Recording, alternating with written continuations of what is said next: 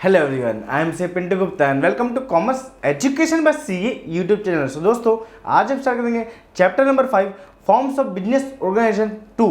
दोस्तों ये चैप्टर बहुत इंटरेस्टिंग होने वाला है। सो दोस्तों देर किस बात की, चलिए शुरुआत करते हैं।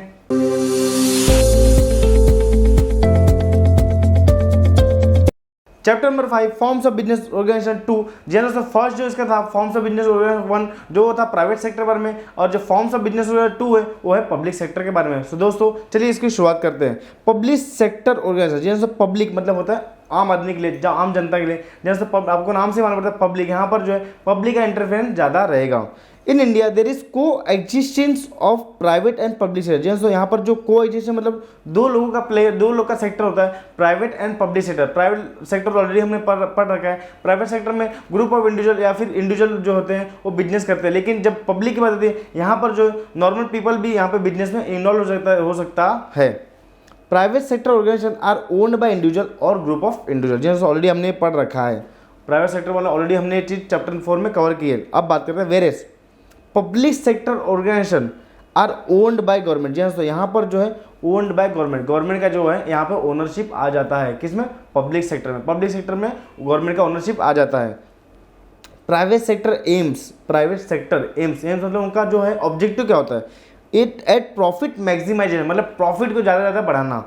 While public sector AIIMS, public sector जो होती है, जो पब्लिक सेक्टर कंपनी होती है उसका एम्स क्या होता है?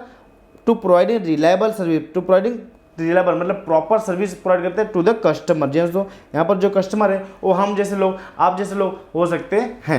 अब मूव ऑन करते हैं नेक्स्ट पार्ट पर, जहाँ पर हम देखेंगे meaning and definition of public sector.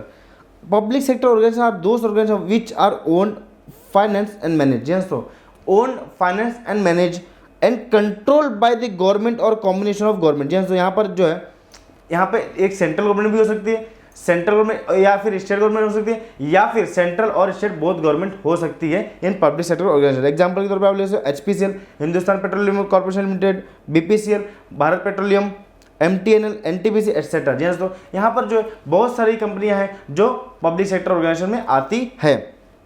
अब हम बात करते हैं डेफिनेशन वाली पार्ट की।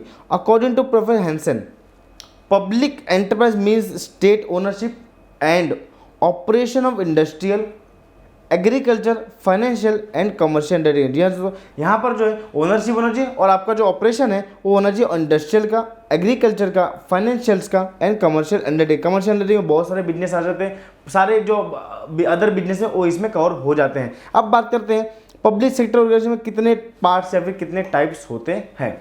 फर्स्ट टाइप है डिपार्टमेंट का ऑर्गेनाइजेशन, सेकेंड है स्टैट्यूटरी कॉर्पोरेशन एंड थर्ड है गवर्नमेंट कंपनी। जी हाँ, ये तीन पार्ट्स को हम प्रॉपरली एकदम डिटेल में इसको properly merits, demerits, features, meaning and definition सारे हम पार्ट्स को कवर अप करेंगे। सो दोस्तों चलिए मूव ऑन करते हैं नेक्स्ट पार्ट पर, जहां पर हम देखेंगे डिपार्टमेंटल ऑर्गेनाइजेशन। जी हाँ, डिपार्टमेंटल ऑर्गेनाइजेशन। अब बात करते हैं कि आप कैसे आइडेंटिफाई करेंगे कि ये पब्लिक सेक्टर एंटरप्राइज है, पब्लिक कंपनी है। जो जी हाँ दोस्तों, यहाँ पर सेंट्रल गवर्नमेंट हो या फिर स्टेट गवर्नमेंट हो या फिर सेंट्रल और बोथ स्टेट गवर्नमेंट हो, अगर किसी कंपनी में अगर उनका 51% ज़्यादा शेयर कैपिटल है, 51% ज़्यादा पैसा इन्वेस्टमेंट है, तो वो कंपनी बन जाती है पब्लिक सेक्टर कंपनी। अब स्टार्ट करते हैं departmental organisation with the terms of introduction. जैसे इसकी इंट्रोडक्शन पढ़ते हैं। The organisation which is owned, manage, control and finance by. जी चार वर्ड तो हमेशा आएंगे, किस में आएंगे? पब्लिक सेक्टर में। Own, manage, control and finance by government is known as departmental organisation. जैसे कोई डिपार्टमेंट है, डिपार्टमेंट अभी हम एग्जाम्पल के तौर पर जैसे रेलवे डिपार्टमेंट हो गया, जो आपके आप देखते हो जो इंडियन रेलवेज हो गई, डिफेंस डिपार्टमेंट हो गया आपका, आपके पोस्ट ऑफिस डिपार्टमेंट हो गया, और भी बहुत सारे डिपार्टमेंट जैसे आपके बैंकिंग डिपार्टमेंट हो गया। यहाँ जो डिपार्टमेंट है उसकी हम बात कर रहे हैं। डिपार्टमेंट मतलब डिपार्टमेंट में कितने पब्लिक सेक्टर एंटरप्राइज होते हैं। तो चलिए मूव करते हैं features of departmental organisation. Features का मतलब होता है पार्ट्स, फीचर्स का मतलब होता है पार्ट्स या फिर भाग। फर्स्ट है मैनेज बाय गवर्नमेंट। जी हाँ, सिंपल सी बात है, अगर किसी का पैसा 51% ज़्यादा कोई कंपनी में लगा है तो जो उसका मैनेजमेंट होता है, जो उसका काम करने का जो लोग होते हैं वो मैनेजमेंट कौन करता है? गवर्नमेंट करेगा। Department organisation is manage by concern government department. जैसे कंसर्न गवर्नमेंट, जैसे कि समझ लीजिए अभी कोई इंडियन रेलवेज में, तो रेलवेज का जो भी सारा काम होगा, जो भी मैनेजमेंट होगा, जो भी इसके स्टाफ्स होंगे, वो सारे किसके बिलोंग करते होंगे? अपने जो गवर्नमेंट होती है, या तो स्टेट गवर्नमेंट या फिर सेंट्रल गवर्नमेंट या फिर both. Minister at the top responsible to the parliament for its operation. जी हाँ, ऑपरेशन में अगर कोई भी इशू आता है, कोई भी चीज़ को ले कहाँ भी कोई दिक्कत आती है, तो यहाँ पर जो मिनिस्टर होते हैं, मिनिस्टर मतलब होते हैं जैसे अभी अपने इंडियन रेलवे के जो वैष्णो जी, तो वहाँ पर जो है उनको सारे क्वेश्चन के आपको आंसर देने पड़ते हैं इन द पार्लियामेंट। सेकेंड है फाइनेंस बाय गवर्नमेंट। जी हाँ दोस्तों, अगर कंपनी का मैनेजमेंट गवर्नमेंट के हाथ में, तो उसका जो फाइनेंस है, अगर कोई भी चीज़ की फंड्स की जरूरत पड़ती है अगर कोई डिपार्टमेंट को, तो यहाँ पर जो फाइनेंस है वो भी गवर्नमेंट करती है। Departmental organisation is finance through annual budget. जी हाँ, किसके थ्रू फाइनेंस किया जाता है? Annual budget. जैसे आपको मालूम है जो बजट आता है हमारा एनुअल बजट फर्स्ट फरवरी को आता है, तो यहाँ पर जो होता है वहाँ पर जो एलोकेशन होता है फंड्स का, जितने भी फंड्स हो, जितने भी डिपार्टमेंट होते हैं वहाँ पे एलोकेशन ऑफ फंड्स हो, जैसे रेलवे को इतना देना है, डिफेंस को इतना देना है, अपने पोस्ट ऑफिस को इतना देना है, अपने बैंकिंग सेक्टर को इतना देना है, तो वहाँ पर जो है एलोकेशन ऑलरेडी डिसाइडेड हो जाता है। Appropriation made by the legislation and its revenue are directly paid to the government treasury। जी हाँ, गवर्नमेंट का जो ट्रेजरी मतलब गवर्नमेंट का खजाना, गवर्नमेंट का बैंक जो होता है वहाँ से डायरेक्टली पेमेंट होता है। थर्ड है रन बाय द गवर्नमेंट। जी हाँ, रन बाय, यहाँ पे आपने देखा होगा own manage control and finance. जी हाँ, यहाँ पे ये सब चीज़ जो पार्ट्स है ये सब चीज़ रिपीटेड हो रहे हैं with the similar terms. Run by government, different procedure like budgeting, accounting and auditing are at par with government department. जी हाँ, यहाँ पर जो है आपको गवर्नमेंट के रूल्स, गवर्नमेंट के रेगुलेशन, गवर्नमेंट के जिस हिसाब से चलते हैं, गवर्नमेंट के जो रूल, गवर्नमेंट जो अकाउंटिंग होती है, गवर्नमेंट की जो बजटिंग होती है, वो हिसाब से आपको जो डिपार्टमेंट है वो चलाना पड़ेगा। फोर्थ है डेलीगेशन ऑफ अथॉरिटी। डेलीगेशन का मतलब देना, क्या देना? अथॉरिटी देना। The downward delegation of authority is affected from the top executive to every part of organisation. यहाँ पर जो वैष्णो जी है, जो वैष्णो जी एकदम टॉप मैनेजमेंट है, जो मिनिस्टर है, रेलवे मिनिस्टर है, यहाँ पर वैष्णो जी जो डिसीजन देंगे वो नीचे नीचे लेवल पे आते जाता है, मतलब जो सीनियर लेवल होते हैं, उसके बाद जूनियर लेवल, स्टाफ लेवल, यहाँ पर जो अथॉरिटी है वो धीरे धीरे शिफ्ट होती जाती है। फिफ्थ है गवर्नमेंट एम्प्लॉय। जी हाँ, government employ since it is an integral part of government. Simple से जाते भैया, जो डिपार्टमेंट होते हैं वो गवर्नमेंट के पार्ट होते हैं। The staff of the enterprises is treated equally with other civil servant for all purpose with the other government. जी तो यहाँ पर जो है गवर्नमेंट एम्प्लॉय, जो दूसरे गवर्नमेंट एम्प्लॉय होते हैं, जो दूसरे डिपार्टमेंट के, यहाँ पर उनको ऐसे ही ट्रीटमेंट मिलता है जैसा नॉर्मल गवर्नमेंट एम्प्लॉय को मिलता है। सिक्स है no separate legal entity. No separate legal, यहाँ पर जो है आपको कोई सेपरेट लीगल एंटिटी नहीं मिलता है। Department organisation has no separate existence. जी हाँ, सिंपल सी बात है, यहाँ पर कोई दूसरा एक्ट नहीं है, दूसरा कोई रूल्स नहीं है, तो यहाँ पर जो है उनको अलग से कोई स्टेटस नहीं मिलता है from government. It is working under concern ministry. जी हाँ, तो यहाँ पर जो है वो लोग मिनिस्ट्री के अंदर वर्क करते, जैसे इंडियन रेलवे होगा, डिफेंस सेक्टर होगा, यहाँ पर जो है वो लोग उसके अंडर वर्क करते हैं, इसलिए उनका कोई अलग से सेपरेट लीगल स्टेटस नहीं होता है। अब मूव ऑन करते हैं merits and demerits of departmental organisation. Merits and demerits of department organisation, जिसके जहाँ से फर्स्ट स्टार्ट करेंगे मेरिट्स ऑफ डिपार्टमेंट ऑर्गेनाइजेशन, जहाँ पे उसके मेरिट्स का मतलब फायदे या फिर एडवांटेजेस। फर्स्ट है डायरेक्ट कंट्रोल। डायरेक्ट कंट्रोल मतलब यहाँ पर जो गवर्नमेंट ऑफ इंडिया का वहाँ पर डायरेक्ट कंट्रोल होता है विथ वो डिपार्टमेंट के through.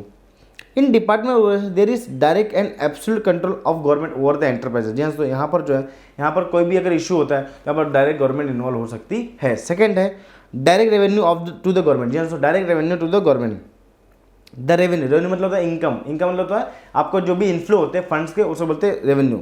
The revenue of enterprise daily for the government treasury. Government treasury का मतलब होता है खजाना, गवर्नमेंट का बैंक या फिर खजाना।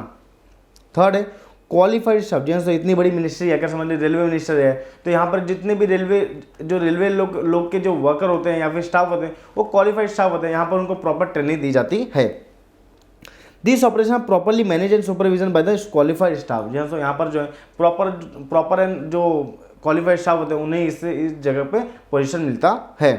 फोर्थ है मेंटेन सिक्रेसी। सिक्रेसी मतलब होता है बिजनेस के सीक्रेट्स, बिजनेस के tactics.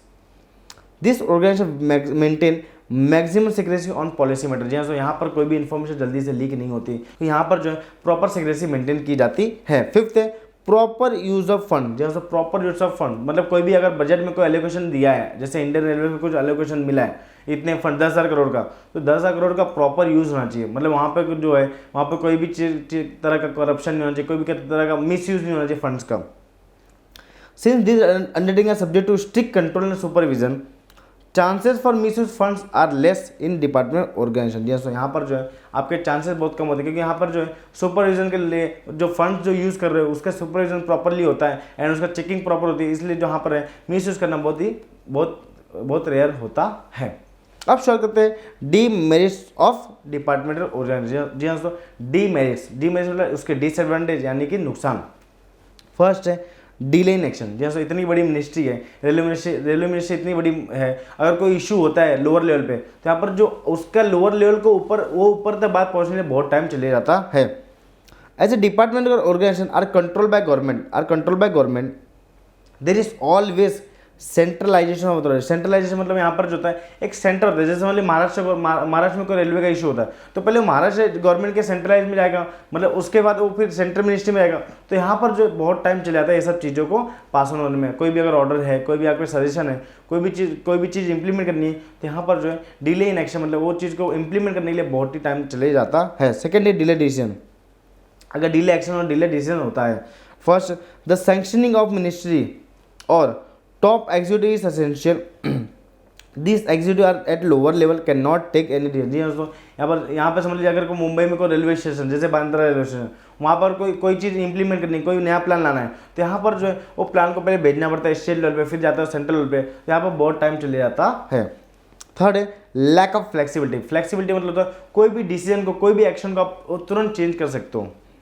Department organisation always lacks flexibility due to exercise control and supervision by government. तो यहाँ पर जो सेंट्रलाइज हर चीज़ सिस्टम होता है, यहाँ पर जो आपकी जो फ्लेक्सिबिलिटी है वहाँ पर मज़ा नहीं आता, यहाँ पर जो है लैक्स मतलब कमी रहती है फ्लेक्सिबिलिटी की। फोर्थ है लेस स्कोप फॉर इनिशिएटिव। जी हाँ, इनिशिएटिव मतलब कोई नए प्रोग्राम लाने, नए कुछ लॉन्चेस करने, तो यहाँ पर जो है वो चीज़ की कमी होती है। There is no scope for initiative and skill as the procedure and policy are subject to criticism in the parliament। जैसे अगर कोई भी आपको नया रूल लॉन्च करना, नया कुछ भी करना है, कोई भी चेंजेस करने हैं, कोई भी एक्ट में, कोई भी मिनिस्टर में, तो यहाँ पर जो है आपको पहले वो चीज़ बिल जो है पार्लियामेंट में पास करना पड़ेगा, फिर जाके आप वो चीज़ आप इंप्लीमेंट कर सकते हो, जो बहुत ही डिफिकल्ट होता है। फिफ्थ है अब्सेंस फॉर प्रोफेशनलिज्म। जैसे प्रोफेशनलिज्म मतलब यहाँ पर जो प्रोफेशनलिज्म की कमी होती है।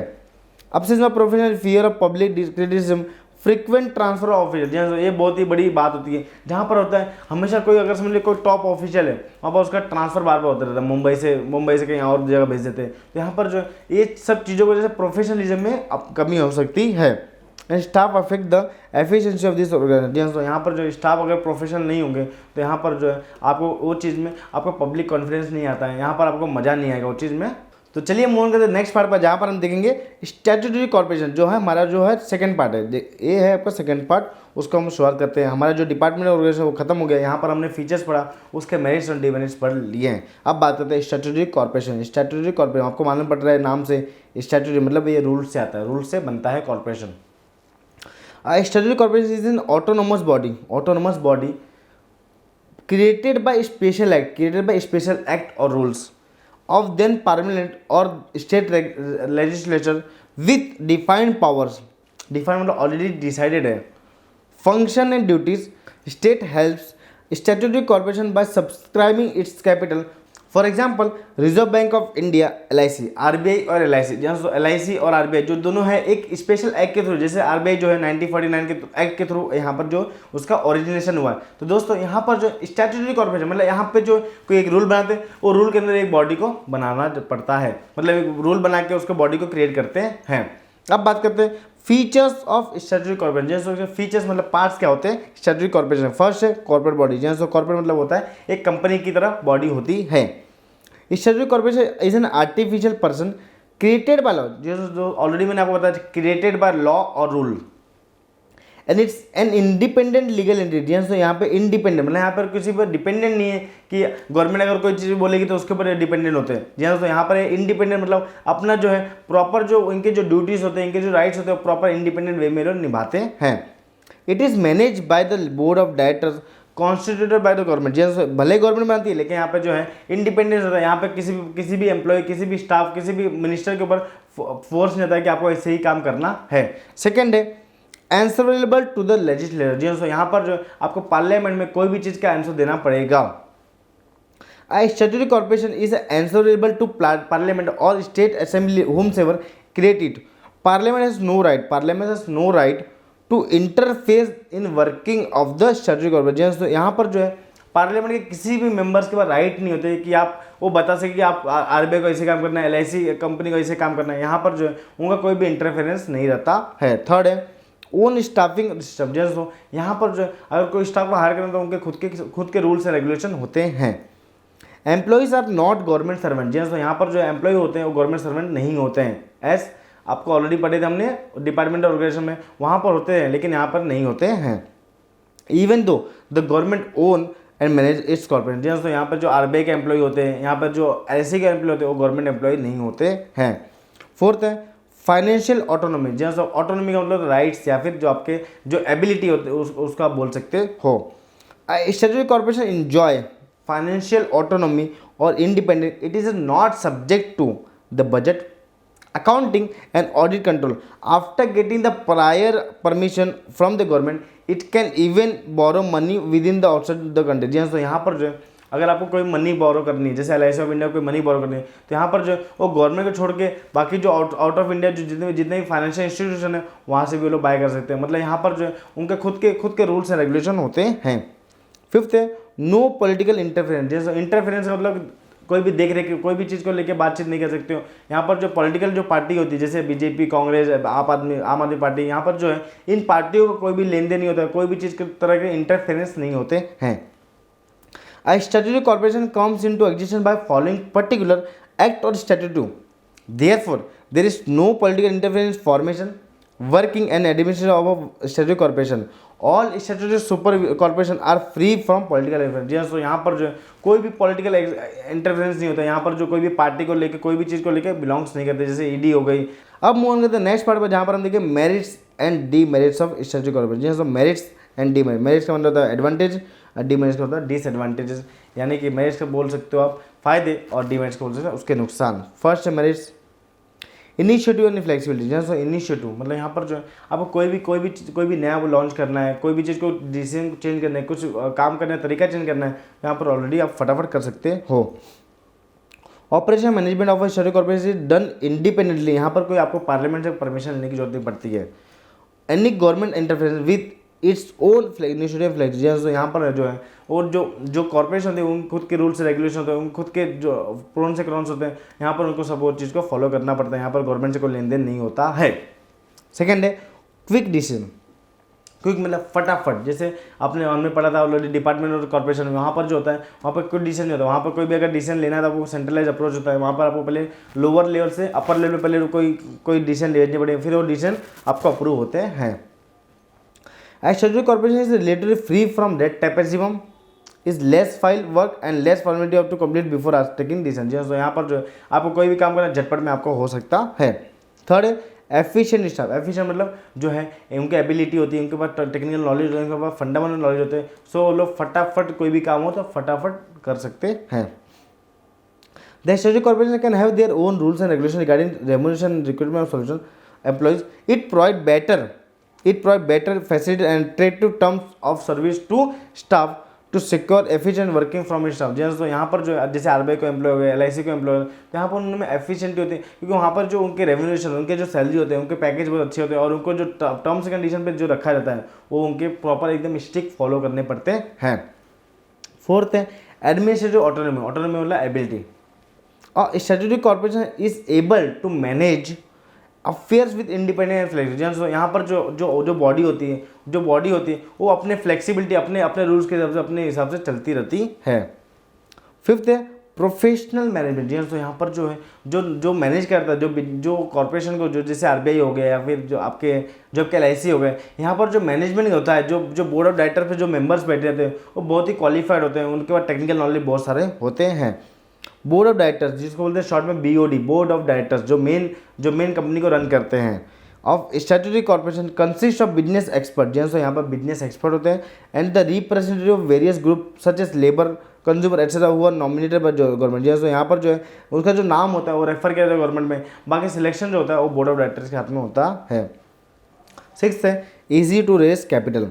Such corporations are fully owned by the government. They can easily raise required capital by floating bonds at a low rate of interest। तो यहाँ पर जो है वो लोग बॉन्ड्स के थ्रू पैसा जुटा सकते हैं, डिबेंचर्स से लोग पैसा ले सकते हैं, क्योंकि वहाँ पर गवर्नमेंट का इंटरफेरेंस इतना कुछ रहता नहीं है। तो यहाँ पर जो है उनके पास बहुत सारे तरीके होते हैं फंड्स को रेज करने के लिए, मतलब फंड्स को उधारी लेना। नेक्स्ट पार्ट है demerits of statutory corporation. First है ऑटोनॉमी ऑन पेपर ओनली। जी हाँ, तो ऑटोनॉमी मतलब जो होता है एबिलिटी टू वर्क और राइट्स वो खाली पेपर पे ही होते हैं। The autonomy and flexibility of statutory corporation is only for name check. Name check मतलब खाली नाम के लिए। Practically minister, government official and political parties often interfere with the working of this operation. जैसे ईडी हो गया, जैसे ऑलरेडी अभी जो ईडी कर रही है काम, वो उनका कहीं ना कहीं पॉलिटिकल इंटरफेरेंस हो रहा है। तो यहाँ पर जो सिर्फ जो ऑटोनोमस है वो सिर्फ पेपर पे ही है। सेकेंड है lack of initiative. Lack of initiative मतलब कोई नए लॉन्चेस, नया कुछ तरीका, नया कोई बिजनेस डिसीजन, यहाँ पर जो है उसकी कमी होती है। Statutory corporation do not have to face any competition and are not guided by a profit motive. तो यहाँ पर जो है उनका मोटिव नहीं होता प्रॉफिट करना, उनका मोटिव सिर्फ काम करो अपने इंडिपेंडेंस के हिसाब से। So the employees do not take initiative to increase the profit and reduce loss. तो यहाँ पर जो है एम्प्लॉय इतना इंटरेस्टेड होता है कि हमारी कंपनी, हमारे कॉर्पोरेशन प्रॉफिट बढ़े और हमारे लॉस रिड्यूस हुए। The loss of statutory corporation is made good bye the government. तो यहाँ पर जो है जो भी कोई भी चीज़ को अगर लॉस होता है तो उसका जो सेटअप होता है, उसका जो भरपाई होता है वो गवर्नमेंट करती है। थर्ड है रिजिड स्टेट स्ट्रक्चर। रिजिड मतलब बहुत difficult. The object and powers of statutory corporation defined by the act and this can be amended by amending the statute of the act. Statute मतलब होता है rules या फिर act. Amending the act as a time consuming complicated. तो अगर कोई चीज़ को amendment करना है तो यहाँ पर जो है आपको पार्लियामेंट में वो चीज़ें पास करनी पड़ेगी, यानी कि जो बोर्ड ऑफ डायरेक्टर्स है वो पार्लियामेंट में ले जाते हैं और उसके थ्रू फिर जो है आप कोई भी चीज़ अमेंडमेंट कर। अमेंडमेंट मतलब होता है चेंजेस, अमेंडमेंट मतलब होता है चेंजेस। फोर्थ है क्लैशेस अमंग्स इंटरेस्ट। तो यहाँ पर जो है एकजुट होकर नहीं काम करते, यहाँ पर जो है यहाँ पर डिस्प्यूट होने के चांसेस हो सकते हैं। The government appoints the board of director and their work to manage and operate corporation as there are many members. जहाँ पर बहुत सारे मेंबर्स होते हैं वहाँ पर डिस्प्यूट होने के चांसेस बढ़ते हैं।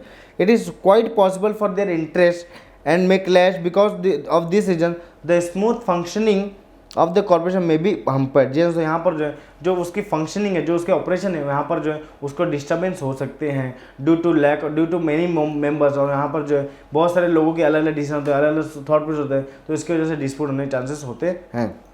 फिफ्थ है unfair practice. The government board of statutory corporation में indulge in unfair practice. It may change and unduly high price to cover is efficiency. तो यहाँ पर जो है अगर कोई भी चीज़ अच्छे से काम नहीं होता है तो यहाँ पर जो है वो दूसरे काम में सेट ऑफ कर सकते हैं। तो चलिए मूव ऑन करते हैं नेक्स्ट पार्ट पर, जहाँ पर हम देखिए गवर्नमेंट कंपनी। तो बहुत ही इंपॉर्टेंट कॉन्सेप्ट है और इस नाम से आपको मालूम पड़ता है कि यहाँ पर जो गवर्नमेंट का इंटरवेंशन, गवर्नमेंट का इन्वेस्टमेंट, गवर्नमेंट की जो राइट्स एंड रिस्पॉन्सिबिलिटी यहाँ पर आ जाते हैं। जैसे आप नाम पे देख सकते हो, इंडियन ऑयल हुआ, HPCL हुआ, BPCL हुआ, आपके सेल हो गए, भेल हो गए, भारत हैवी इलेक्ट्रॉनिक लिमिटेड। तो यहाँ पर जो है ये बहुत सारी कंपनियाँ हैं जहाँ पर गवर्नमेंट अंडरटेक करती है, गवर्नमेंट उसके ओन मैनेजमेंट एंड जो कंट्रोलिंग है वो गवर्नमेंट करती है। तो चलिए शुरुआत करते हैं with the terms of introduction. The company which is registered under companies act 113, companies act 113 और कंपनीज एक्ट 1956, ये दोनों कंपनीज एक्ट में रजिस्टर्ड होना बहुत जरूरी है। सबसे पहला स्टेप्स होता है कंपनी को रजिस्ट्रेशन कराना। Having minimum 51% of paid up share capital. जी तो यहाँ पर जो 51% और मोर, 51% और मोर जो होना चाहिए, जो पेड अप शेयर कैपिटल, जो इन्वेस्टमेंट होना चाहिए वो गवर्नमेंट का होना चाहिए। हेल्ड बाय, हेल्ड मतलब कौन इन्वेस्ट कर रहा है, बाय सेंट्रल गवर्नमेंट, या तो सेंट्रल गवर्नमेंट या फिर स्टेट गवर्नमेंट और part of central government and partly by one और मोर स्टेट गवर्नमेंट। तो यहाँ पर जो है सेंट्रल गवर्नमेंट भी कर रही है, कोई स्टेट गवर्नमेंट, दो चार स्टेट गवर्नमेंट भी इसमें इन्वॉल्व है, तो यहाँ पर जो है वो गवर्नमेंट कंपनी कहलाई जाएगी। अगर सब सारी कोई स्टेट समझ 4 स्टेट का 10% है और सेंट्रल गवर्नमेंट 11%, तो यहाँ पर जो है वो गवर्नमेंट कंपनी बन जाएगी, क्योंकि 4 स्टेट का 40% और 1 स्टेट गवर्नमेंट का आपका 11%, तो यहाँ पर 51% बन जाता है, वहाँ पर वो गवर्नमेंट कंपनी बन सकती है। Government company is known as government company. Example NTPC, national thermal power corporation of India, BEL, ONGC, oil natural gas corporation etcetera. जी तो यहाँ पर जो है एक कंपनी को बोले आप कंपनी साइज में रजिस्ट्रेशन करा लो और यहाँ पर जो है 51% जो शेयर होल्डिंग होगी वो होगी गवर्नमेंट की।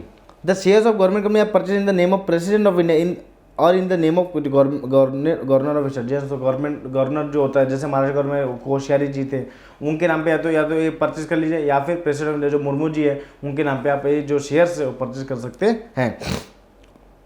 अब बात करते हैं इंपॉर्टेंट कॉन्सेप्ट, मतलब इंपॉर्टेंट कॉन्सेप्ट या फिर इंपॉर्टेंट टर्म्स के बारे में, जो टर्म्स आपको बार बार गवर्नमेंट कंपनी के कॉन्सेप्ट में रिपीट होते रहेंगे। फर्स्ट है एनुअल रिपोर्ट। एनुअल मतलब होता है एक साल में एक बार कोई रिपोर्ट्स देना।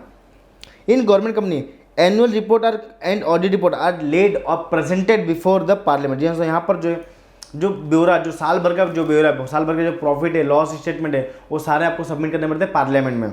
And in case of state company such report are presented before the legislator, जैसे स्टेट लेजिस्लेटर जो होते हैं वहाँ पर आपको ये जो है ये रिपोर्ट सबमिट करने पड़ते हैं। किसको सबमिट करने होते हैं? कंपनी को। कहाँ पे सबमिट करने होते हैं? या तो पार्लियामेंट में या तो स्टेट लेजिस्लेटर में। सेकंड है अपॉइंटमेंट ऑफ ऑडिटर, जैसे अपॉइंटमेंट ऑफ ऑडिटर, अभी जो गवर्नमेंट कंपनी के जो ऑडिटर होते हैं वो अपॉइंट करता है CNG, controller of audit general of India. Government on the advice of controller and audit general of India appoints auditor of a government company, जैसे यहाँ पर जो है सीएनजी के पास पावर होती है जो ये ऑडिटर अपॉइंट करते हैं, गवर्नमेंट कंपनी का ऑडिटर अपॉइंट करते हैं। थर्ड है share holding.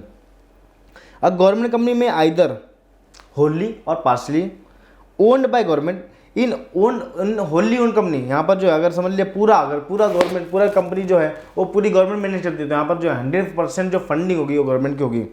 Capital is provided by government in partially own company, minimum 51% capital is held by the central government और स्टेट गवर्नमेंट। जैसे यहाँ पर जो है 51% जो ओनरशिप होनी चाहिए, 51% जो शेयर होल्डिंग होनी चाहिए वो स्टेट गवर्नमेंट, सेंट्रल गवर्नमेंट या फिर सेंट्रल गवर्नमेंट या फिर मोर देन वन स्टेट गवर्नमेंट, यहाँ पर जो है ये सारे गवर्नमेंट का मिला के 51% होना चाहिए। फोर्थ है management. The management of government company is in hands of board of directors, तो यहाँ पर जो है बोर्ड ऑफ डायरेक्टर्स को अपॉइंट किया जाता है और जो बोर्ड ऑफ डायरेक्टर का जो नाम होता है वो नॉमिनेट करते हैं गवर्नमेंट वाले, who are nominated by the government and private investor together. Government company से हैव प्रोफेशनल मैनेजर, जैसे यहाँ पर जो गवर्नमेंट कंपनी होती है वहाँ पर जो होता है प्रोफेशनल मैनेजमेंट होता है, मतलब वहाँ पर जो उनको टेक्निकल नॉलेज प्रॉपर होते हैं।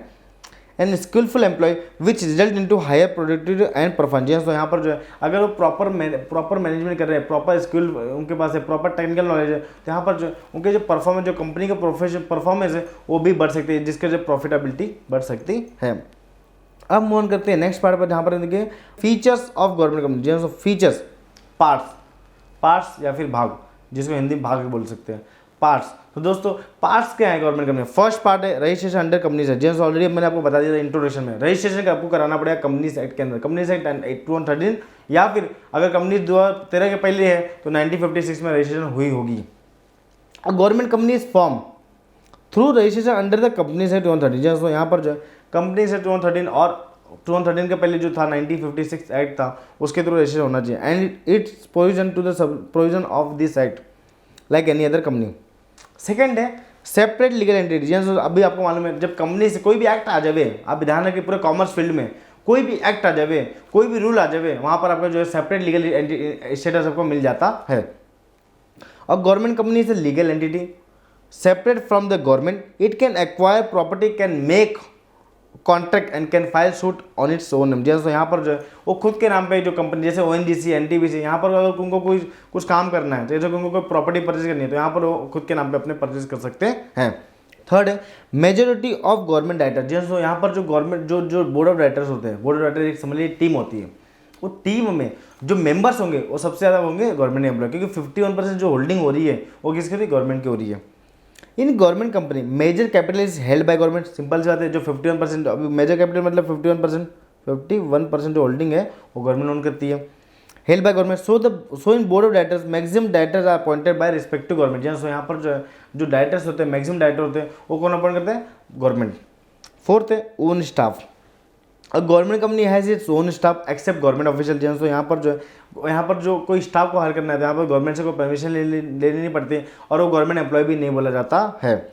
Official who are sent on deputation मतलब उनकी ड्यूटी पे, its employees are not govern by civil service rule, जैसे यहाँ पर जो है उनको जो सिविल सर्विस रूल होता है जो गवर्नमेंट एम्प्लॉय के लिए अप्लाई होता है वहाँ पर उनको रूल को फॉलो नहीं करना पड़ता है। फिफ्थ है free from procedure control, A government company is free from budgetary, accounting and audit control which are applicable to government entity। जी हाँ, तो यहाँ पर जो है सिंपल सी बात है, यहाँ पर 51% उन्होंने इन्वेस्टमेंट किया, लेकिन यहाँ पर जो उनको बजटिंग है, अकाउंटिंग, कंट्रोलिंग है, यहाँ पर वो चीज़ को अप्लीकेबल नहीं होता है, क्योंकि जहाँ पर है यहाँ पर कहीं नहीं 49% जो है अदर जो प्राइवेट सेक्टर लोग हैं, जो प्राइवेट जो आम आदमी के जो पैसे हैं वहाँ पर लगे होते हैं, इसलिए है यहाँ पर जो पब्लिक सेक्टर एंटिटी के जो रूल्स होते हैं, जो बजटिंग होती है, जो कंट्रोलिंग होती है, जो ऑडिटिंग होती है, यहाँ पर अप्लीकेबल नहीं होते हैं। चलिए मूव ऑन करते हैं नेक्स्ट पार्ट पर, जहाँ पर हम देखें merits of government company. Merits मतलब उसके एडवांटेजेस यानी कि फायदे। फर्स्ट है इजी फॉर्मेशन यानी कि आपको जो है कंपनी सेक्टर में एक फॉर्म फिलअप करके और जो गवर्नमेंट से एक परमिशन लेके आप जो है अपनी कंपनी स्टार्ट कर सकते हो। A government company can easily form under the Companies Act 2013 just by an executive decision of the government. जैसे executive decision मतलब यहाँ पर जो है प्रॉपर डिसीजन आना चाहिए गवर्नमेंट की तरफ से कि आपको एक कंपनी बनानी है, तब जाकर आप ये कंपनी स्टार्ट कर सकते हो। सेकेंड है इंटरनल ऑटोनॉमी। इंटरनल ऑटोनॉमी मतलब होता है ability. A government company can manage it's affairs independently. यहाँ पर जो है गवर्नमेंट का इंटरवेंशन नहीं होता है। It is literally free from ministerial control and political interference in its day to day function. जैसे यहाँ पर जो है रोज रोज के कामकाज में यहाँ पर जो पॉलिटिकल इंटरफेरेंस यानी कि गवर्नमेंट की तरफ से कोई भी इंटरफेरेंस नहीं होते हैं। थर्ड है इजी टू ऑल्टर। ऑल्टर मतलब होता है चेंजेस। चेंजेस क्या कर सकते हो अपने बिजनेस को लेके। आप अगर कोई बिजनेस को नया कोई बिजनेस ऐड कर रहे हो या फिर कोई बिजनेस ऑलरेडी है उसको डील करना चाहते हो, वो बिजनेस में आप नहीं जाना चाहते हो, तो यहाँ पर जो वो सब चीज़ों को आप वो अल्टर कर सकते हो, चेंजेस कर सकते हो। Objective and powers of government can be change by simply altering the memorandum of association, MOA बोलते हैं, मोवा बोलते हैं, of the company without seeking the approval of the parliament. जैसे यहाँ पर कोई पार्लियामेंट की कोई अप्रूवल की जरूरत नहीं पड़ती। यहाँ पर जो है ऑटोमेटिक जो बोर्ड ऑफ डायरेक्टर्स वो ये सब चीज़ों को चेंज कर सकते हैं। Fourth discipline.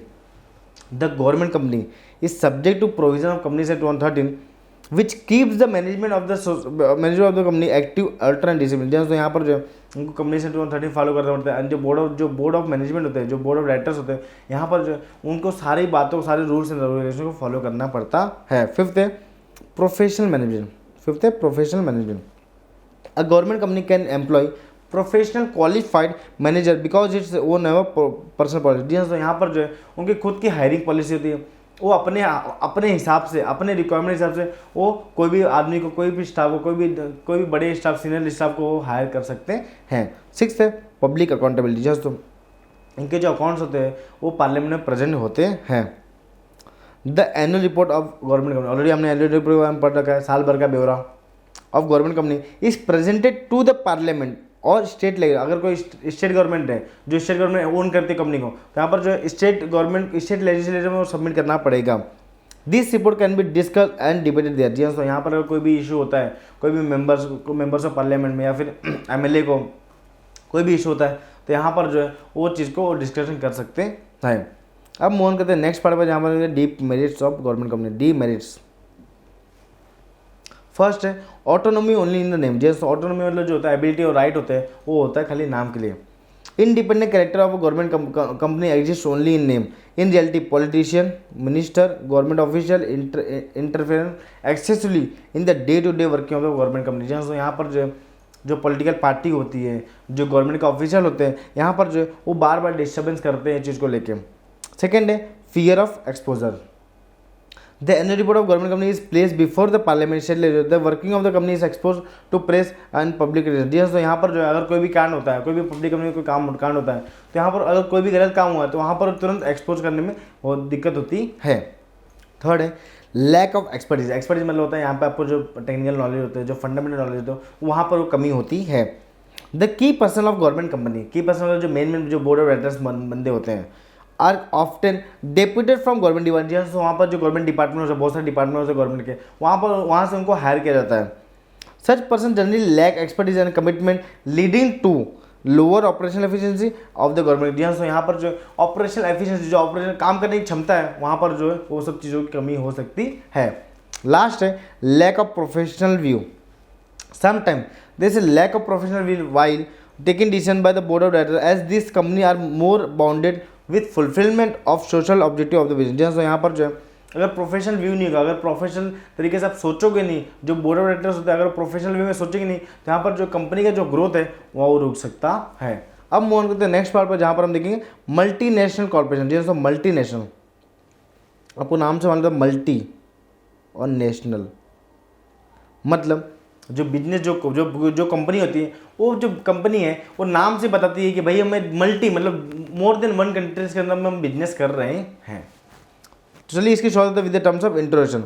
A multinational company MNC is business organisation that operate in many countries in this at the same time. In other words it is company that has business activities more than one. जी हाँ, यहाँ पर जो है simple language बोलोगे तो यहाँ पर जो है मल्टीनेशनल कंपनी एमएनसी का मतलब मल्टीनेशनल का जो शॉर्ट फॉर्म होता है एमएनसी। एमएनसी को आप सिंपल वर्ड में बोल सकते हो operation with in more than one country. जैसे रिलायंस हो गया, टाटा हो गया, यहाँ पर जो इनका जो ऑपरेशन होता है वो मोर देन वन कंट्रीज में, ये लोग जो है बहुत सारी कंट्रीज में अपना बिजनेस करते हैं। अब बात करते हैं features of multinational corporation. First है ह्यूज असेट एंड टर्नओवर, जैसे रिलायंस और टाटा पर आज के टाइम पे बहुत ही ज़्यादा असेट्स एंड टर्नओवर, इनके जो बिजनेस टर्न होते हैं वो करोड़ों में होते हैं, मतलब 10 लाख करोड़ के इनके जो बिजनेस होते हैं।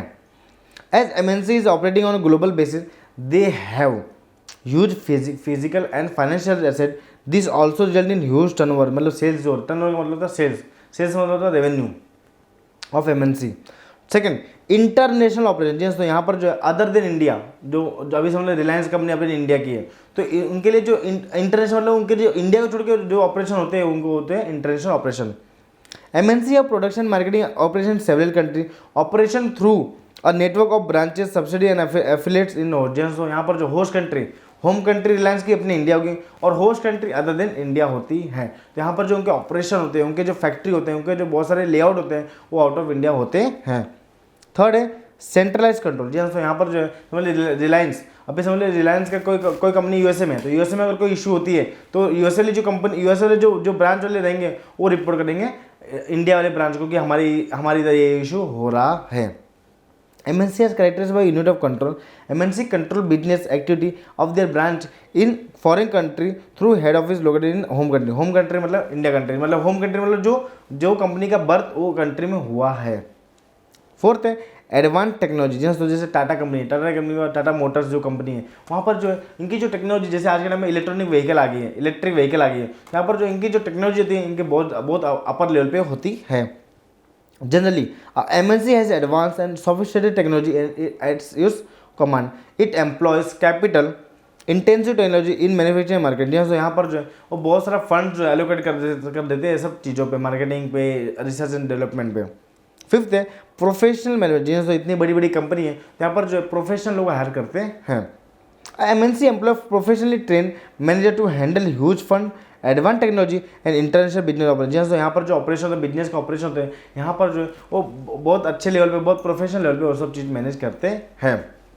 अब बात करते हैं merits of multinational company. Merits of multinational company, merits मतलब एडवांटेज या फिर फायदे। फर्स्ट है एम्प्लॉयमेंट जनरेशन, जैसे तो यहाँ पर जो है अगर समझ लीजिए रिलायंस एक कंपनी है जो दूसरे 100 कंट्री में बिजनेस कर रही है, तो वो जो 100 कंट्रीज है जो अदर देन इंडिया है वहाँ पर जो है एम्प्लॉयमेंट मतलब वहाँ पर जो है आपको रोजगार मिलेगा, आपको बिजनेस एक्सपोजर करने के तरीके मिलेंगे।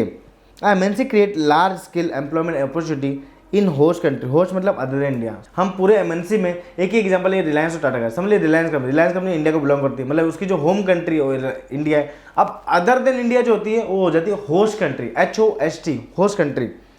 This is a big advantages of MNC for countries where there is a lot of unemployed, जैसे तो यहाँ पर जो है अगर कोई जैसे श्रीलंका है वहाँ पर अनएम्प्लॉयमेंट बहुत बढ़ रहा है, अपना इंडिया भी एक है जो वहाँ पे अनएम्प्लॉयमेंट बढ़ रहा है, तो यहाँ पर अगर समझ लो कोई अमेजॉन फ्लिपकार्ट अपना बिजनेस बढ़ाते हैं, अपने कोई दूसरे सेक्टर ओपन करते हैं, तो यहाँ पर जो है एम्प्लॉयमेंट मिल सकता है। सेकेंड है इनफ्लो और फॉरेन कैपिटल, समझ लीजिए जैसे अमेजॉन अपने जब आए थे तो जब अमेजॉन यहाँ पे इंडिया में बिजनेस कर रहा है तो यहाँ पर जो है वो कोई इन्वेस्टमेंट करना है तो फॉरेन करेंसी लाते हैं।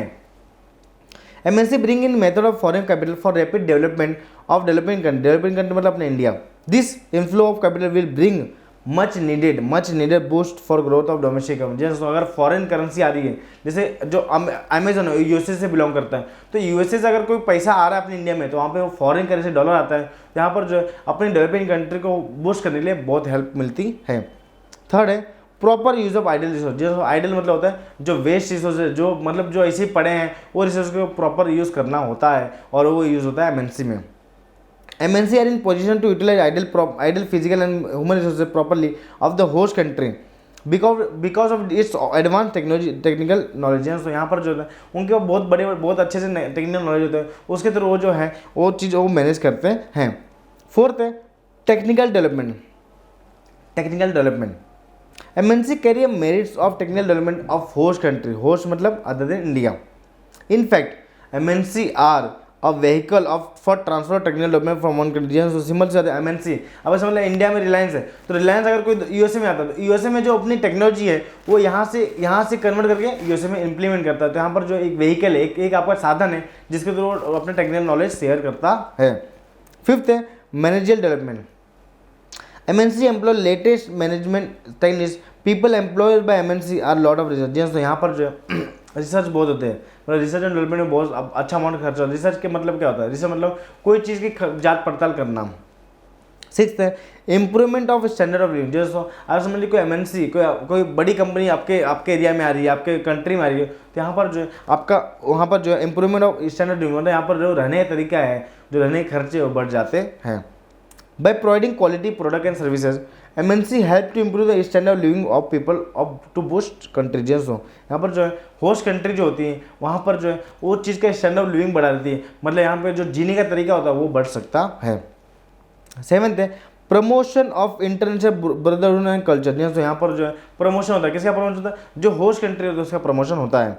MNC integrate economics of various nation with the world economy, therefore their international dealing MNC promote international brotherhood and culture to pave way for world peace and prosperity। तो यहाँ पर जो है अगर शांति से अगर पूरे वर्ल्ड को पूरी दुनिया को आगे बढ़ना है तो यहाँ पर जो है वो एक दूसरे से भाईचारा, जैसे मोदी जी आज जो कर रहे हैं एक दूसरे से देशों से भाईचारा मिला कर रहे हैं, यहाँ पर जो है वो कंट्री को, दोनों कंट्री को जो है फायदा मिलता है। लास्ट है एंड ऑफ लोकल मोनोपोली। जी हाँ, एंड ऑफ लोकल मोनोपोली, यहाँ पर जो है लोकल जो लोग हैं, लोकल जो बिजनेसमैन है, यहाँ पर उनको नुकसान हो सकता है। जैसे अमेजॉन जो फ्लिपकार्ट के लिए खतरा है, जो अमेजॉन आज बिजनेस कर रहा है उसके तरफ फ्लिपकार्ट कहने के उनकी जो मोनोपोली वो खत्म होती जा रही है। The entry of MNC leads to competition in local host country. Host मतलब जो है आपने समझ ली अपना जो अमेजॉन के लिए जो होस्ट कंट्री होगा वो इंडिया हो सकता है। Local monopoly of host countries either start improving their product and reduce there price. तो यहाँ पर जो है जो लोकल लोग हैं, जैसे फ्लिपकार्ट है, आज उनको बिजनेस करना है तो यहाँ पर उनको भाव गिरा के भी अपना बिजनेस करना पड़ता है। अब बात करते हैं लास्ट कॉन्सेप्ट पे, जहाँ पर demerits of multinational corporate. Demerits मतलब उसको होता है डिसएडवांटेज, नुकसान। फर्स्ट डीमेरिट्स है danger for domestic industry. Danger मतलब यानी कि यहाँ पर जो अपने जो डोमेस्टिक मतलब होता है विद इन इंडिया, मतलब जो होम कंट्री होती है उसकी जो कंपनी होती है उनको खतरा होता है। MNC because of their vast economic power pose a danger to domestic industries which are still in process of for development. Domestic industry can not face challenges post by development. जैसे MNC जो बड़ी बड़ी company होती है, जैसे रिलायंस होती है, अब रिलायंस का ऑपरेशन श्रीलंका में चालू करते हैं तो श्रीलंका में जो छोटी छोटी कंपनी है वो खत्म हो जाएगी, क्योंकि वहाँ पे जो रिलायंस के जो टेक्निकल नॉलेज होते हैं, जो इनकी एक्सपर्टीज होती है वो जो दूसरे जो छोटे छोटे लोग होते हैं उनसे बहुत ज़्यादा बड़ी होती है। सेकेंड है रिपेट्रेशन ऑफ प्रॉफिट। रिपेट्रेशन मतलब transfer of profit. Repatriation of profit means sending profit to their company. जैसे समझ लीजिए अभी अमेजॉन अपने इंडिया में बिजनेस करता है, अब उसको जो इंडिया से बिजनेस में प्रॉफिट होता है वो पैसा वो अपने कंट्री में लेके जाता है, उसे बोलते हैं रिपेट्रेशन ऑफ प्रॉफिट, मतलब transfer of money. MNC can earn huge profit. जैसे repatriation of profit by MNC adversely effect the foreign exchange reserve of the host country. Simple सी बात है, अगर अमेजॉन जो है हमारे इंडिया से पैसा लेके अगर वो यूएस में लेके आता है तो यहाँ से जो हमारे इंडिया रुपीज़ कन्वर्ट होता है यूएस डॉलर में, और यूएस डॉलर जो जाता है तो ये हमारी जो फॉरेन करेंसी है, हमारे जो फॉरेक्स रिजर्व है वो कम होते हैं। थर्ड है disregard of national interest of the host country. MNC invest in most profitable sector and disregard the national goals and priorities of the host. जी हाँ, तो यहाँ पर जो है जो कंट्री में लोग काम करते हैं, जैसे अमेजॉन अपने इंडिया में काम करता है तो यहाँ पर जो उनके हमारे इंडिया के बारे में, उनका डेवलपमेंट के बारे में वो लोग कुछ सोचते नहीं है। बोलते उनको क्या फ़ायदा होगा जब उनको जो सारे रूल्स फॉलो करने हैं। तो यहाँ पर जो हमारे पॉलिसी को खाली वो फॉलो करते हैं बस, और बाकी जो हमारे नेचर जो है उनको वेस्ट कर सकते हैं। They do not care of development of backward region and never care to solve the chronic problem। मतलब बहुत सारे जो सोशल प्रॉब्लम होते हैं उसको सॉल्व करने में ये लोग अनेबल होते हैं। फोर्थ है एक्सप्लोटेशन ऑफ पीपल। एक्सप्लोटेशन मतलब इनको जो है शोषण करना। MNC join hands with the big business houses of host country and emerge a powerful monopoly. जैसे अमेजॉन है तो अमेजॉन जो है वो बहुत सारे कंपनी के साथ इधर यहाँ पर हमारे इंडिया में टाइप कर लिया है, तो इसके जो छोटे प्लेयर है वहाँ पर उनको दिक्कत होती है। This leads to concentration of economic power only in few end. तो यहाँ पर जो है अगर वो जो जैसे अपने देखो ऑनलाइन मार्केटिंग अमेजॉन फ्लिपकार्ट है जो दो मेन प्लेयर हैं, यहाँ पर जो है वो जो बाकी जो छोटे छोटे प्लेयर हैं उनका तो इन्होंने खात्मा ही कर दिया है। फिफ्थ है exploitation of natural resources. MNC tend to use the natural resource of host country carelessly. जैसे केयरलेसली लोग अपने हिसाब से मतलब इतना कोई केयर नहीं, उनको उतना कोई ध्यान नहीं देते हैं। They cause rapid depletion of some of the non renewable resources of the host country. तो यहाँ पर जो है होस्ट कंट्री के जो नॉन रिन्यूएबल रिसोर्सेज होते हैं वहाँ पर उनको नुकसान होने की हो सकता है। 6th है selfish promotion of alien culture. जी हाँ, तो यहाँ पर जो है ये लोग प्रमोशन पे बहुत खर्चा करते हैं, एडवर्टाइजमेंट में बहुत खर्चा करते हैं। जैसे अमेजोन में कोई बिग बिलियन डे आता है तो यहाँ पर उन्होंने एडवर्टाइजमेंट में इतना खर्चा कर देते हैं कि वो कस्टमर को सिर्फ उनको अट्रैक्ट करना होता है, मतलब वो उनको कैसे भी अपना माल बेचना है अपने होस्ट कंट्री में। MNC tend to promote alien culture in host country to sell their product. They make people to forget about their own culture, heritage. Example in India, MNC have created a taste of synthetic food, soft drink ऐसा, जैसे soft drink का example ले सकते Coca Cola. This promotion of foreign culture by MNC is injurious to health of people also. Example Coca Cola. जी हाँ, यहाँ पर Coca Cola example ले। कोकोला जो कंपनी थी ये यूएस बेस्ड कंपनी है। ये यूएस बेस्ड कंपनी इतना एडवर्टाइजमेंट करती है, फालतू एडवर्टाइजमेंट करती है जो रियल लाइफ पे बेस्ड नहीं होता है। जी दोस्तों, इसकी वजह से जो है यहाँ पर जो है हमारे लोकल प्लेयर को खतरा हो सकता है। जी दोस्तों, यहाँ पर हमारा चैप्टर एंड होता है। और अगर अभी तक आपको कुछ भी डाउट्स है या फिर कोई भी क्वेरीज तो आप कमेंट करके हमें पूछिए, हम आपको जल्दी से उसका रिप्लाई देंगे। अगर आपको ये वीडियो पसंद आए तो आप लाइक कर दीजिए। अगर आपको लगता है कि इस वीडियो के थ्रू किसी और लोगों की हेल्प हो सकती है तो आप इस वीडियो को शेयर कर लीजिए। और अगर आप इस चैनल पर नए हैं तो आप सब्सक्राइब कर लीजिए और बेल आइकन को दबाना ना भूलिए।